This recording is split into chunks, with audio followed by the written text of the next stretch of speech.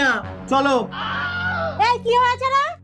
তুই আমার ঘরের লক্ষ্মীকে এইভাবে টানতে টানতে আনছিস কেন? তোমার ঘরের লক্ষ্মী জানো ও কি করেছে? কি করেছে?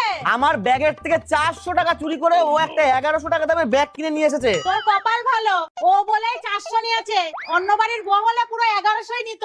মা, বাকি 700 তোমার ব্যাগের থেকেই নিয়েছে। কি? তুমি আমার ব্যাগে থেকে টাকা চুরি করেছো?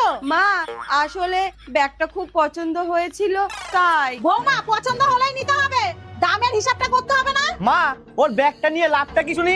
খরচ তো হয় এই ব্যাগ থেকে, ওর ব্যাগের থেকে তো কানা করিও বেরোয় না। বৌমা, এত দামি ব্যাগ সবসময় ব্যবহার না করে যদি তুলে রেখেছো তাহলে? ঠিক আছে, সব সময় ব্যবহার করব।